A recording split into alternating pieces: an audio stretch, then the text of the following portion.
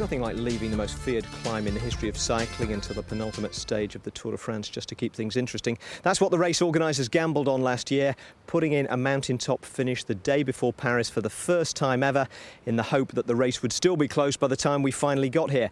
And it's a gamble that's paid off. There are 3 steps on the ceremonial podium that's already on its way to Paris, and 6 men fighting to fill them.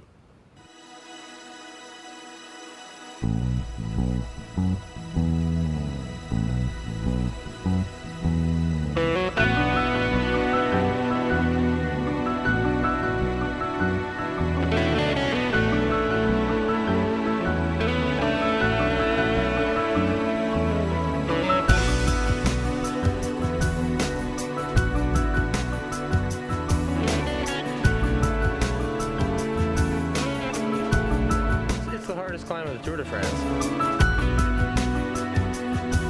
The ventoux is a special beast. You never know what happens to somebody up top.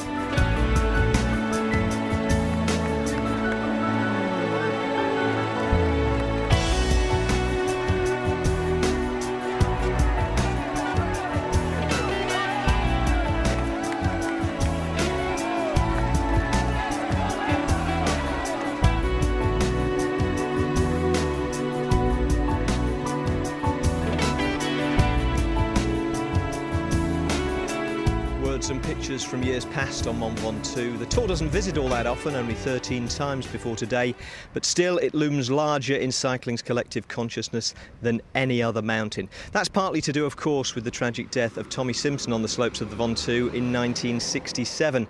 But Eddie Merckx collapsed here 3 years later after winning a stage, and for such an exposed mountain, it seems to have an atmospheric system all its own, as distinct from the rest of the planet. It can be punishingly hot up there as the sun bounces off the shale that covers the upper slopes, or it can be blasted by freezing gales, sometimes both in the course of a day. Whatever the conditions up there, today it's going to decide the final placings in this year's Tour de France. There are 3 steps on the ceremonial podium that's by now on its way to Paris, and 6 men fighting to fill them. Alberto Contador is the best placed, literally being the leader of the race, and in terms of the lead he has to defend. 4 minutes 11 seconds over Andy Schleck. Unless he wants to win this Tour with a final flourish, and he might, all he needs to do is stay on the Luxembourger's wheel. Andy Schleck, though, comes as part of a family-sized twin pack. He'll have his brother Frank to help set the pace on the final climb. And while Andy still hopes to crack Contador, he'll be trying to drag Frank up from 6th place in the process to join him on the podium. Lance Armstrong has history with this mountain. He felt that he gave away a victory to Marco Pantani in 2000, and he's regretted it ever since. He had another go at winning in 2002 and came up short, so he'd love to win the stage, just like he'd have loved to win the Tour. But all he needs to do today is defend. He enters the stage with 15 seconds in hand over Bradley Wiggins, but he needs to look further back too. He has only 38 seconds over Frank Schleck and lost a good deal more than that to him in the last mountain stage. Andreas Klöden is only 17 seconds behind Lance Armstrong, but it's hard to imagine the German attacking his teammate.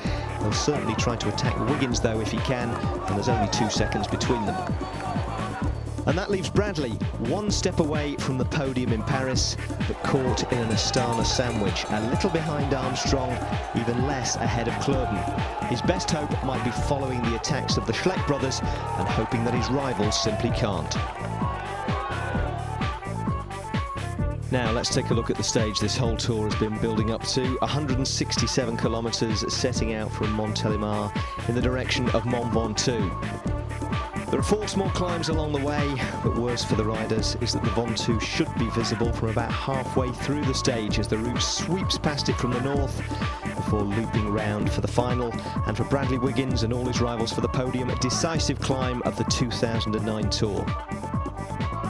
It was always a brave gamble by the organisers to put a mountain stage the day before Paris, and they should be rewarded with an epic day's racing.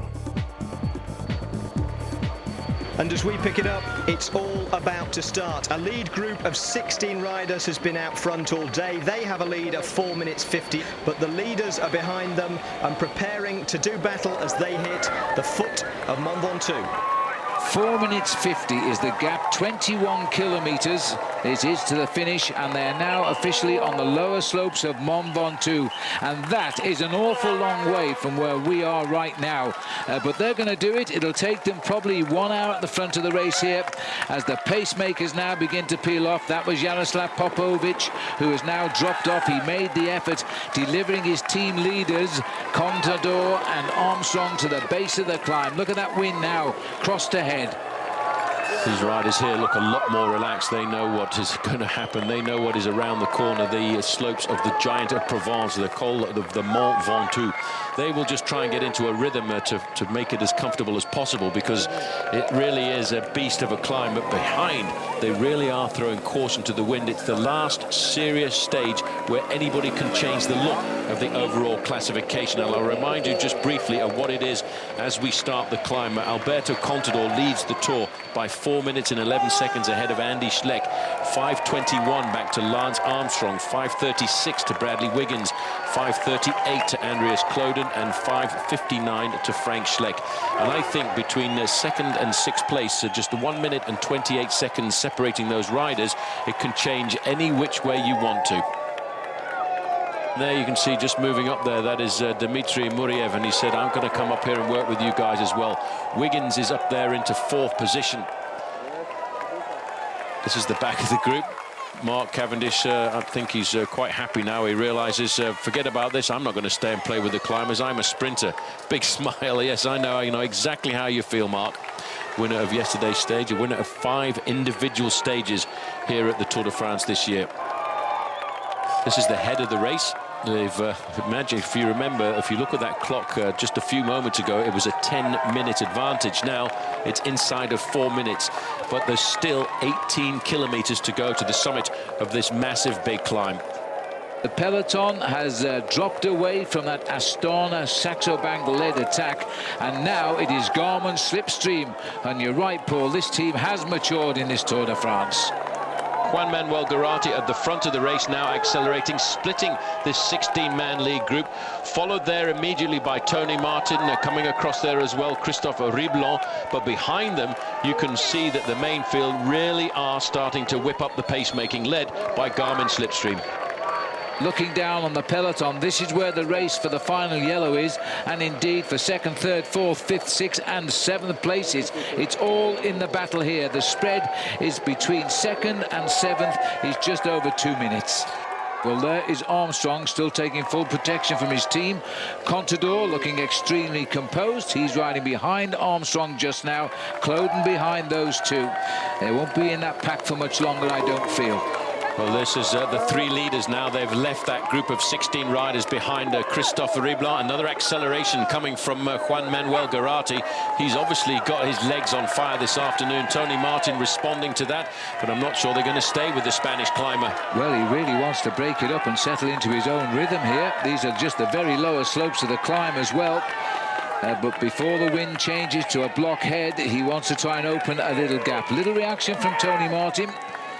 And getting himself back on terms with Riblon, perhaps. Well, Martin just riding across the gap slowly. They've got a little crosswind section of the course here, but Martin is using a massive gear to try and drag himself back up to the wheel of the Spaniard, and I think he's done it.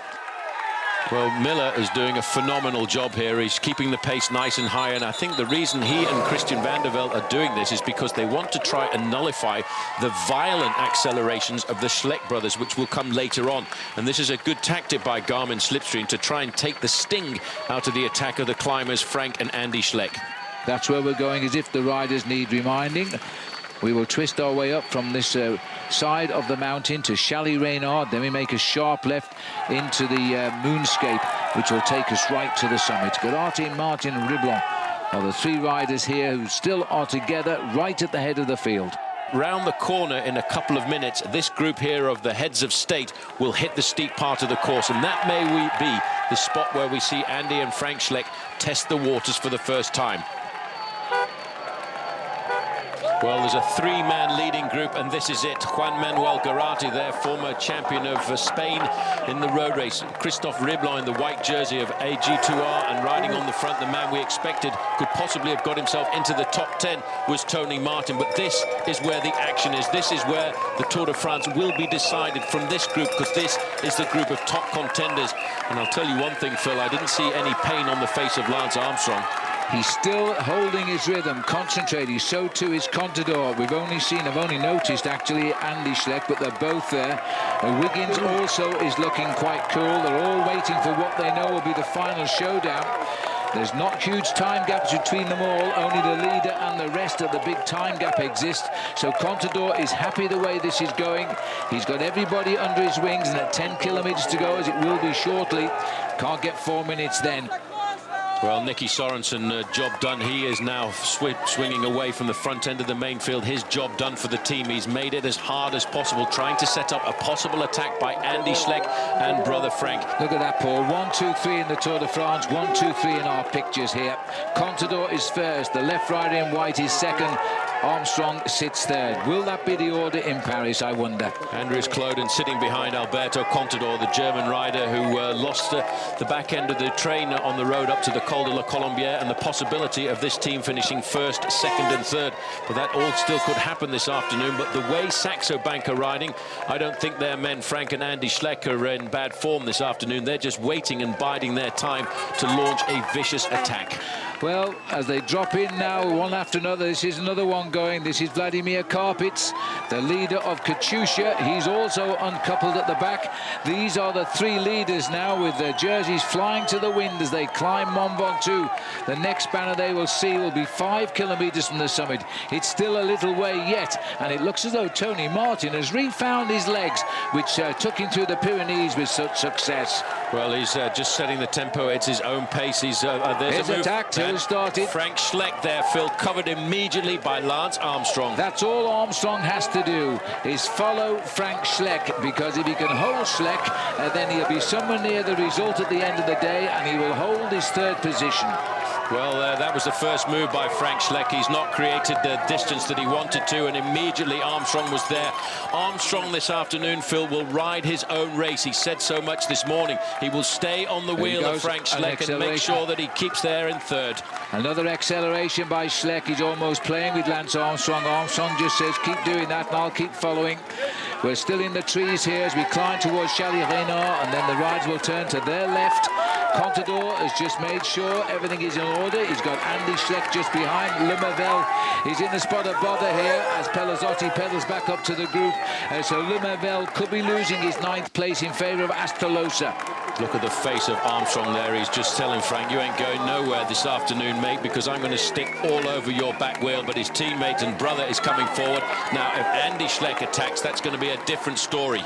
Will there be a savage acceleration from the man in white? He's checking over his shoulder. Contador's got him under his wing. It's his job to try and follow Andy. These two great youngsters from Luxembourg, Andy and Frank, are hitting them one-on-one. And these boys knew it had to be this way, because they don't just want to be on the podium in France, in Paris. They want to be #1. So we're left with the stars of this year's Tour de France, the last mountain of the Tour de France. They go shoulder to shoulder. They will throw every punch they've got left in the Tour now, and the result will be the final shuffling of the classification. Bradley Wiggins is hooked up at the back of this group as the white jersey, second in the Tour de France, goes again. Contador, he just sits there and plays the tango. He's not in any difficulty whatsoever. This is the toughest part of the climb. Well, there's a lot more tough stuff to come a little bit further up, but they are looking out of the acceleration. Schleck and Contador have got the gap that they want, first and second overall, but this is not really what Andy Schleck is looking for. He's looking to try and gap his brother. Now watch for a move, and it's Armstrong coming. Lance Armstrong is there. Now that's interesting. I thought he would wait for Frank to make the move.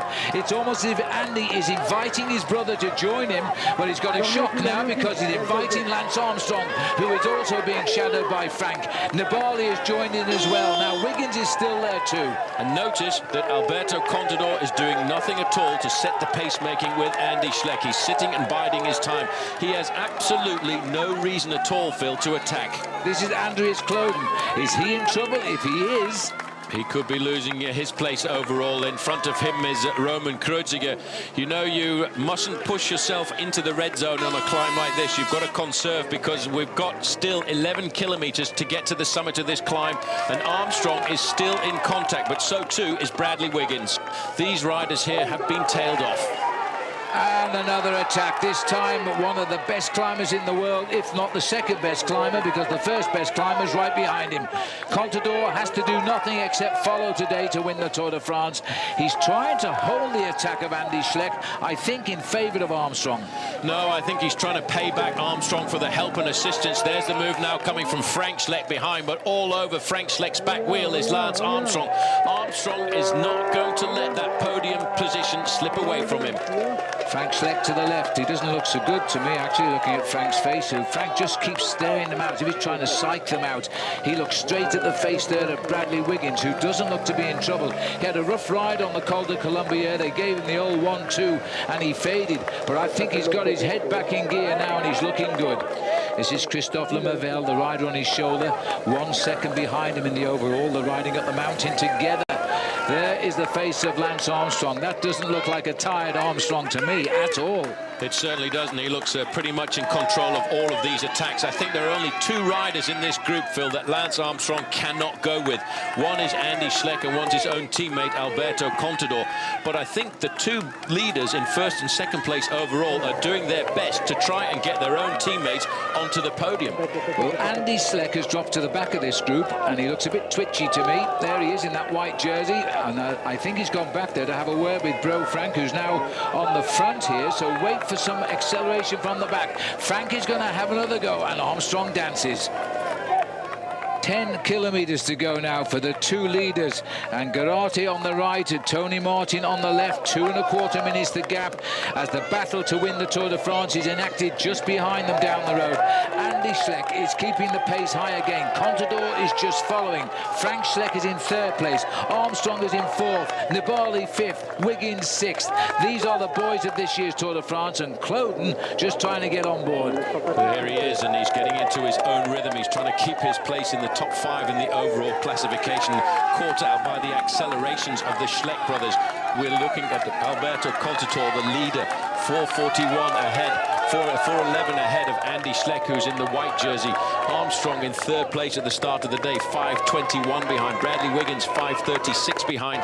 Andreas Cloden is the only guy missing currently from the top 5, but he's only about 10 seconds behind this group of elite men. But if Bradley Wiggins wanted to get on the podium in Paris tomorrow, which was unthinkable when we were in Monaco 3 weeks ago, he's got to sprint ahead of Lance Armstrong by 16 seconds at the summit. It's as simple as that right now. He's riding with the group, but is he under pressure? There he is, number 58. Or is he waiting for his moment to try and steal a 1/4 minute and get 3rd place in Paris? Well, Roman Kreuziger, Phil, has recovered there. He was left behind a few moments ago, but now Team Liquigas have got 2 riders in this group, Kreuziger and Vincenzo Nibali. And in fact, as we speak, it looks as if Andreas Cloden is about to make contact once more with the group of riders who are in the top 7 places overall in this Tour. Never say never in the Tour de France, but I'm afraid he'll go off again now because the white jersey of Andy Schleck grits his teeth. This is a heavy attack. Contador, though, no pressure, looks over his shoulder. Where's brother Frank? And now he's racing for 2nd place here because he can't shed himself of Contador, and he really would like Frank to go with him to try and get Frank up into that 3rd place overall. What he's trying to do is act as a launch pad for his own brother Frank Schleck. That's why he keeps jumping off the front of this group, waiting for Frank to respond. But look at Mr. Armstrong, number 22 there. He's seen all of these tactics played out many, many times before as he gets himself behind the wheel there of Bradley Wiggins. Undisputably, these 2 are 1 and 2 in the Tour de France, and I can't see that changing at all. Who will finish 3rd? We're talking of seconds across the spread. And now there's a move again, and I think that's Nibali who's gone. Well, it was Nibali trying to get across to his teammate Roman Kreuziger. Again, Armstrong isn't concerned about any of those riders. He's concerned about the man in the white jersey directly in front of him. Frank Schleck from Luxembourg starts the day in 6th place overall, but I don't think he's got the legs, Phil, that he had a couple of days ago on the slopes of the Alps. He just doesn't look that good, does he? Now, Nibali is looking for the best part of 2 minutes over the Armstrong group to claim 3rd place. so he won't be reacted quite as fast as perhaps the others. This is Garate here, started all the action at the bottom of the climb. Tony Martin looking a little bit fatigued here, but he's only a young man, and he's looking at a great future in the Tour de France and in professional cycling. Wiggins has made a little bit of a move here, as Lance got the energy to actually come through. Frank Schleck, that looks like it might be a good move here by Bradley Wiggins. Well, Wiggins has put the pressure on this group now. He knows he has to get rid of Lance Armstrong if he's going to leapfrog the Texan and get himself onto the podium. It was a good acceleration, but immediately was covered by number 23 there, Andreas Kloden, and Armstrong pulling himself back into the group to stay in contact. Franco Pelazzotti, the king of the mountains, comes up just a little bit off the back of the pace, but I think he's climbing himself back into this at the moment. Another acceleration from Andy Schleck, and again Contador just lifts the pace and goes with him. Seemingly no problems. Nibali quickly answers just about as the three are going again. In fact, Andy is using the motorbikes there as a target to try and chase them, but they get away from him. Well, it's their job to get out of the way. This battle, these accelerations remind me a little bit of the battlefield that we had up here in the year 2000 when Marco Pantani and Armstrong were going head-to-head, and the little Italian climber Pantani just kept accelerating and accelerating, trying to distance Armstrong, and he couldn't. And that seems to be exactly the same thing that's happening to Andy Schleck with Alberto Contador. This is Tony Martin, still riding in tandem with Juan Manuel Garate. Well, the gap's come down to the yellow jersey group, but these riders now only holding a minute and 15 seconds advantage over the group containing Andy Schleck and Alberto Contador and Vincenzo Nibali. And again, the acceleration coming hard from Andy Schleck, trying to put under pressure the man in the yellow jersey. But, you know, Johan Brunel told us a couple of years ago that Alberto Contador was one of the best climbers he'd ever seen in his life. Such was his ability to accelerate and accelerate again. And this is the AG2R rider who was in the breakaway here. I think it's Christophe Rebon who's suddenly gone straight back there. He wasn't far behind the two leaders. He's been swept up now. Very shortly, these boys are going to catch Martin and Garate, and they're going to be the leaders on the road as well. This is the battle for the podium. And Schleck looking across, he's actually asking Nibali there to come and take some pacemaking off him. I think they're slowing it right down. They could come back into this behind. Well, the problem is that Andy Schleck has not been able to do what he wanted to. First of all, he has two things that he needs to do on this final mountaintop finish. He needs to get rid of Alberto Contador. He's seen that he's not been able to do that. So what he would like to do now is maybe ease up and wait for his brother and try and snap the elastic between his brother and Lance Armstrong. And that way he could drag Frank Schleck up into a possible podium position. Well, the group is climbing back. There they are. They've got them in sight. And Schleck has waited for brother Frank to see if he can do anything for him and maybe attack with him towards the top. But look at this, Armstrong and Kloden have got control of this chase group again. They've just lifted the pace enough. They're going to be back alongside the white and yellow jerseys. Astana are running out as the team winners of the Tour as well. Look at the crowd here. This is Charlie Reynard now as the riders swing for the summit and attacked by Pelazzotti as the flag of the United Kingdom's on the road there. And they're there for Bradley Wiggins, and he's right here. Well, I tell you what, yesterday on the run-in towards the finish, Franco Pelazzotti, Phil, sat up with around about 20 kilometres to go. He was dropped on the final climb. Tactically, very clever. He didn't dig into his reserves yesterday to try and conserve something special for this afternoon, just in case there was some infighting with the top men in the overall classification. He leads the King of the Mountains classification, but he's a top bike rider, finished third in the Giro d'Italia, won himself a stage, and now he's maybe going to take advantage of the marking of the heads of state of this group. Well, I've never seen scenes like this on Mont in my life. There are probably 600,000 or 700,000 people on the climb today. There's been a solid line from the bottom in Bedouin. Pelazzotti knows he's not marked by the race, and he's trying to run away with the day's win, and that's a fitting result when you're King of the Mountains. But the battle for seconds and the podium in Paris is still here. Nobody will counter the move of Pelazzotti. If he's got the legs to catch the other two, he could win this stage today. The fast approach now of the polka dot King of the Mountains winner, Franco Pelazzotti, and the flags on the mountain here are for the United Kingdom. And with Mark Cavendish, Wiggins and Miller, we have had, we being the UK, a great Tour de France this year. 5 kilometres to the summit. This very select group, the top men in the Tour de France, are climbing Mont Ventoux in front of an enormous crowd, and they're climbing it together. These are the two men who still lead.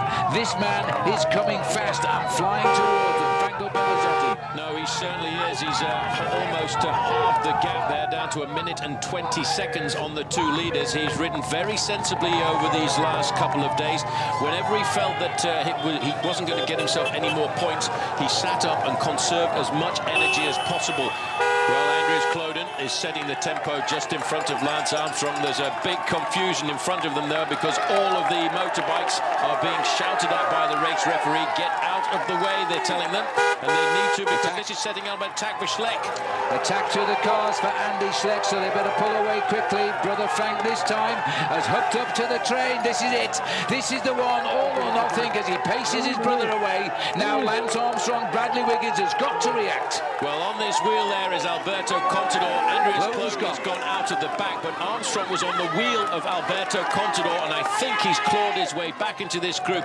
There is Christophe Riblon slipping backwards, and Armstrong is right on the wheel of Contador and on the wheel of Frank Schleck. Thank you very much. Schleck looks over his shoulder, wry smile. They've jumped right into the slipstream of the train, and now the pace will slow again. Bradley Wiggins has never climbed like this in his life. Armstrong has, but he shows now 4 years on he can still climb like this. The leaders themselves are 3.3 kilometres now from the summit, and here they are, and they are very, very tired. Pellizotti is coming, but he's not got them yet. Garate and Tony Martin, the heroes of a full day in the lead. Yes, there were 16 at one stage. These are the last two, and they're just counting the metres to the summit of the Ventoux. And here he comes, the polka dot king of the mountains. Franco Pellizotti is trying to run them down in sight of the flag. We're looking at 5 very proud athletes here who will not concede literally a single second on this climb. They're racing to the summit. The finishing line awaits them there. Seconds really do count. Oh boy, did we catch Alberto Contador grimace then? I think there might have been a slight grimace, but I think we can give him permission to do that, especially on the slopes of this climb as he sits there in 4th position. It's a horrendous sight when you look up to the sky there, Phil, because you can see how far it is to go. Well, Frank Schleck, if he did have a bad start to the climb, it looks as though Bradley's unhitched here. He's just cracked, and he's cracked it around 3 kilometres from the summit. And now he's got to be very careful here because Andreas Kloden, I think, is also behind. So Wiggins is holding on to his 4th place at the moment. But Frank Schleck could be claiming it because he's only 23 seconds behind Wiggins for the 4th place. And that is why Andy will continue to pace his brother now. If they can get 24 seconds ahead of Bradley Wiggins, they will have Frank Schleck into 4th. Well, Wiggins has come back. He's come back there, Phil. He knew what was happening to him. He just felt that he had to recover there. He dug really deep. He could feel his 4th place slipping away. Then all of a sudden, he found that little bit extra to ride back onto the wheel of these guys. And you know, they may not have realised he'd unhitched here. He's gone for the shortest way round the corner. That's a wise move, and looking straight across at him, Andy Schleck, so he's seen he's still there. He just keeps up the tempo. Back into the slipstream, Bradley, stay there. He's back, he's back, he's back. Very good job, Wiggo. Very good job. Well, he can stay there, Phil, because it's a headwind for these riders at about 27 kilometres an hour. So the best place to be is sitting in that line of riders. I think that's quite fortunate for Bradley Wiggins. A moment of miscommunication maybe with him, and all of a sudden he was off the back, recovered, puts himself back into 4th place overall. Franco Pellizotti is looking up to the finish, but it's still 2.5 kilometres away. Bradley Wiggins is pulling himself inside out here, trying to stay at the top end of this race. He started, as you said, Phil, with ambitions of maybe getting inside of the top 20. Then he started to nurture ambitions of maybe getting inside of the top 10. Now he's hoping to stay in 4th place overall, and that's a phenomenal performance by a man who's got an incredible pedigree coming back from the track. And he's just easing off the back here. Just close your eyes, Bradley, and accelerate if you can. You are so close to the top of the mountain. The leaders have 2 kilometres to go now. 61 seconds is the gap. Lance Armstrong won the 2003 Tour by 61 seconds. We're now looking here at Armstrong sitting on the back wheel of Frank Schleck. He only has to hold him to finish 3rd tomorrow in the Tour de France. Nibali is still there. He sits 7th. Wiggins is losing ground. He's going to have to come back here, otherwise Frank Schleck might be dragged to it by his brother to get fourth place in the Tour. Well, Wiggins has pulled back himself again. back. He's on and off this group, Phil. He is riding with sheer courage this afternoon. He realises how important it is to stay in contact with this group. Frank Schleck looks over his shoulder again and says, well, I don't know, I can't understand why we can't get rid of that Brit.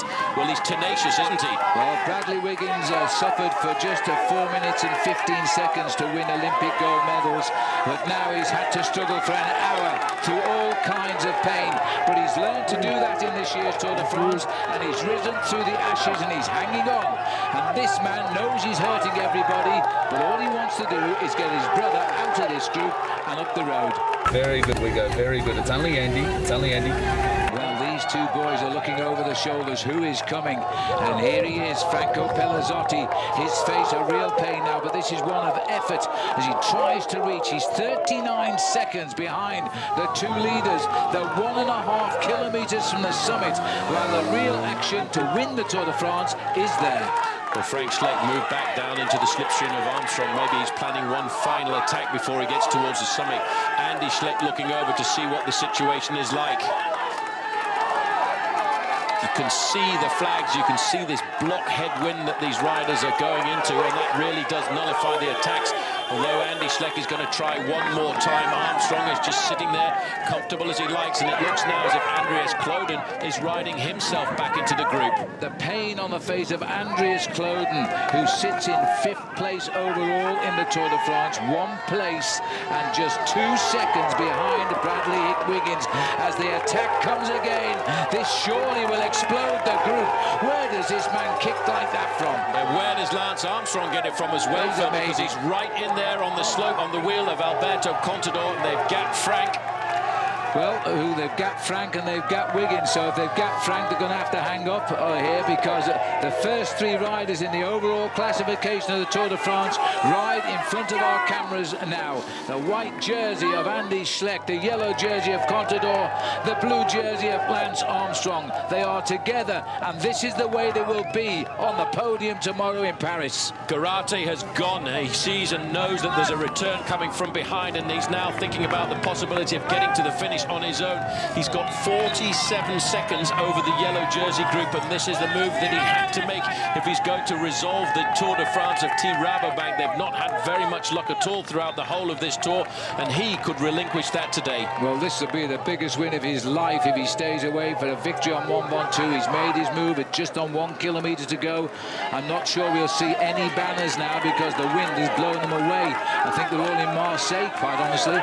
As we look here now at the white jersey again. Oh, he's beginning to look as though he's getting tired, Paul, but what a rider. What a man. He has thrown every attack that he can at Alberto Contador and Lance Armstrong to try and dislodge Contador. He's not been able to do that at all. He's not been able to do that with Armstrong either. This is a little bit of a difficult moment for this man, and this is Vincenzo Nibali sliding backwards. It's also difficult for Brad Wiggins. He just has to get himself into a rhythm that is comfortable, so he tries to limit his losses over this final 1.5 kilometers to the summit of the Mont Ventoux. Garate is holding on to 30 or 40 seconds over the yellow jersey group, and he may well start to nurture dreams of winning. Pelazzotti's at 22. Frank Schleck, who is up here, is 24 seconds he requires over Bradley Wiggins to take his 4th place off him, and Wiggins is just about holding them in sight, but that acceleration earlier by Schleck has almost brought them up here to Pelazzotti. Well, Pelazzotti looks over his shoulder. He's starting to learn why this climb is a climb that needs to be respected. It's a beast of a climb in the heart of Provence. Andy Schleck again out of the saddle. He really has had the legs this afternoon, but he's not been able to outfox and outwit Alberto Contador or Lance Armstrong. He never ceases to keep looking over his shoulder, and the reason he's doing that, Phil, is he's trying to look after his own brother. Well, this is all Tony Martin's come back. Tony Martin has come back up to the leader here, so it's still 2 as they approach. We've got a banner up here, and I'm not sure what it would be, because it's got nothing on it. It should say 1 kilometre to go. I don't see a kite, but it could be exactly 1 kilometre from the finish now. Martin is back in here. Huge efforts required. Will there be enough lull in the action behind to give them their head? What a brilliant 1-2 that would be. Well, there you can see the flags are indicating how strong these crosswinds are, and there a little bit further back is probably the group. And one rider still in front of the yellow jersey group, and it's still Franco Pellizotti. Alberto Contador just dancing on those pedals of his on the slipstream of Andy Schleck. Armstrong is doing a phenomenal performance here this afternoon, Phil. I had a feeling at one stage that he might have been put under pressure, but that's not going to be the case. Well, Armstrong has never seemed under pressure. Contador has always been at or near his side, looking at him there to check on him, just like this rider has searched for his brother to try and pull the last ounce of strength out of his brother's body to dispose of Bradley Wiggins and Lance Armstrong. The only chance now for Frank Schleck is to replace Bradley, and that's not enough time. Bradley, you've got to ride your heart out now, because you are holding fourth place by the skin of your racing shorts. Yeah, he started the day at 5:36, but more importantly, what he did was started the day 1 second ahead of Cloden. Cloden's behind him on the road, and he's looking at about 23 seconds. He's got to get he must not lose 24 seconds. It's as simple as that. If he doesn't, he'll hold fourth. Well, looking over his shoulder, Andy Schleck once again. They've pulled Pellizotti back into the fold. Armstrong is still there and still looking comfortable. There are now only 2 riders up the road in front of this group. Here's the big sprint. This is the finish now, and Garate, a little bit stronger, much more experienced than Tony Martin, a rider who we think one day could win the Tour de France. Today he'll finish second on Mont Ventoux, because Garate, the first man to attack the mountain, has finished it off. He's got the stage win. Now the times that matter are right here. And there, Phil, you're looking at first, second and third in the overall classification. Andy Schleck, Lance Armstrong and Alberto Contador. Well, this is a victory for Alberto Contador in the Tour de France now, as he follows the man in the white jersey. He might even try to take him, I'm not so sure. He's still watching Lance Armstrong, making sure he's with him as they come up to the line. It is Andy Schleck who got second. Contador salutes as winner of the Tour de France, and Armstrong is there. Frank Schleck is there. Now, if it comes up as 109 on the clock, then Wiggins will lose his fourth place in the Tour. So 109, it's my count. There might be a second out. Watch out for Wiggins now. Can he get up here before that clock? Yes, he can. Well done, Bradley Wiggins. It was well done, but Brad was too shattered to celebrate. Too shattered to do anything much. He even hugged Christian van der Velde sitting down as he recovered from his brave ride. Alberto Contador had time to celebrate, though. He calmly followed Andy Schleck's wheel all the way up Mont Ventoux until he knew finally on the line that the Tour was his. There's the stage result, the eternal prestige of a Mont Ventoux win for Juan Manuel Garate, and a brilliant second by Tony Martin, who was leading Mark Cavendish out in the sprint yesterday. Then came the race for the podium. Andy Schleck just ahead of Alberto Contador, as he had been all day, with Lance Armstrong a few seconds back in 5th. Frank Schleck was another couple of seconds behind him, 43 seconds behind the leader, remember that time, with Roman Kreuziger and Franco Pellizotti completing the top 8. Vincenzo Nibali was 9th, then 10th at 1:03 was Bradley Wiggins, which put him 20 seconds behind Frank Schleck, having started the day with 23 seconds in hand. Andreas Cloden cracked again on the run-in and lost over half a minute to Wiggins.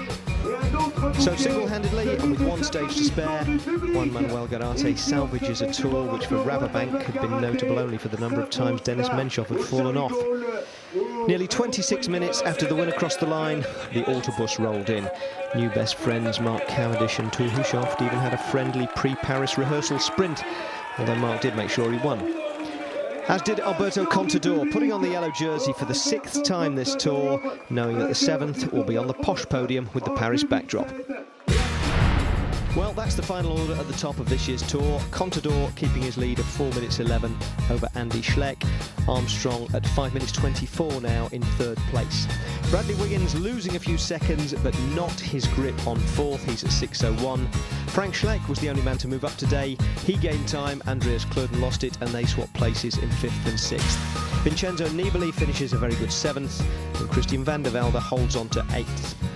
2 places below Nibali is his Liquigas teammate Roman Kreuziger, just ahead of the top-placed Frenchman Christophe Lemaivel. Last year's winner Carlos Sastre slips to 17th this year. Nicolas Roche has had a great debut Tour, he's 23rd.